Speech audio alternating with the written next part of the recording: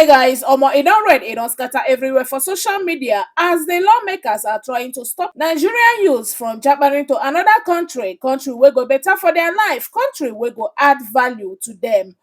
This has caused a lot of reactions on social media, and Nigerians are asking, if federal government don't want Nigerian youths to Japa, why can't they fix this country to start working to give youths a better life and stop being stomach infrastructure? The House of Representatives has rejected a motion to declare a state of emergency on factors causing young Nigerians to relocate abroad. The motion, titled Need to Declare Immigration of Young Nigerians Abroad, also known as Jakpa Syndrome, a national emergency, was sponsored by Philip Agbese, a lawmaker from Benue State, who said the growing statistics of young Nigerians relocating abroad portends a grave danger for the nation in many ways, ranging from economic to intellectual and social aspects. I strongly believe that in the days ahead, Parliament will have to revisit. If we don't talk about it, one day we'll wake up, we'll discover that the best doctors are no longer in this country. We'll discover that the best nurses are no longer here. We'll discover that we no longer have people to build roads and bridges for us in this country. Because these are the very people that are leaving. Our IT experts are leaving. People who are very good in the banking sector are leaving. So there is something fundamentally wrong. And I believe that is what Parliament should be interested.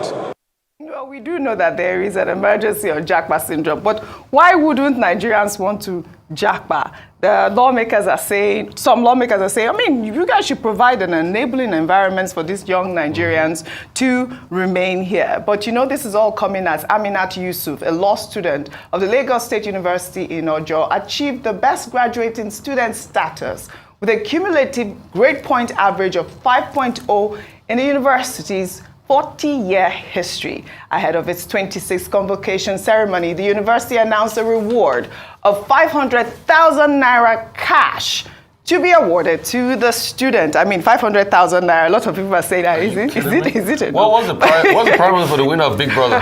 I know that's where you were going. You see, the truth that's the issue. The truth is that's the kind of importance we place on education in our society. Somebody that got 5.0, that can be very useful to this country. But if it's entertainment, we all jump on. I'm not saying entertainment is not good, but also we want corporate sector out there to look at people like this. But I think that bill has to be revisited.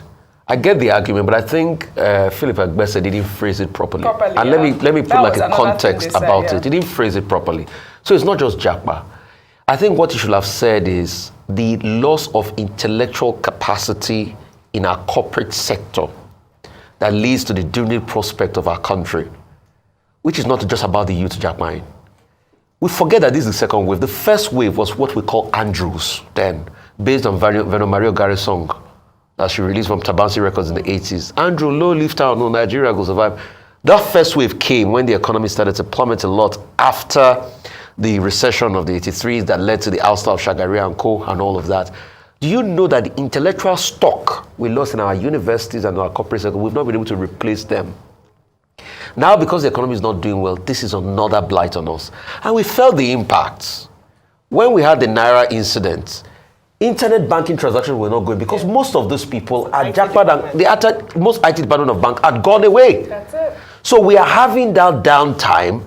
And this is a bill to be able to say, okay, let us talk about the problems initially, create an enabling environment to be able to keep this our intellectual health. Because you see, most of the people that are Japering, they are not just university leavers. They are people that have worked 5-10 years, gained industry. That most of these Nigerian companies, OG, have spent their money to train, but they are taking the experiences out there to Canada to develop other economies. So that's why it needs to be revisited, then it needs to be rephrased properly. Then we know that it's a national emergency. We are losing skills by the day, OG. Absolutely. Getting a developer in the tech sector to even service the banking sector is problematic now as we speak. Well, all right. Well, congratulations to Aminat as well. 5.0 GPA is completely amazing. That's a record. Excellent.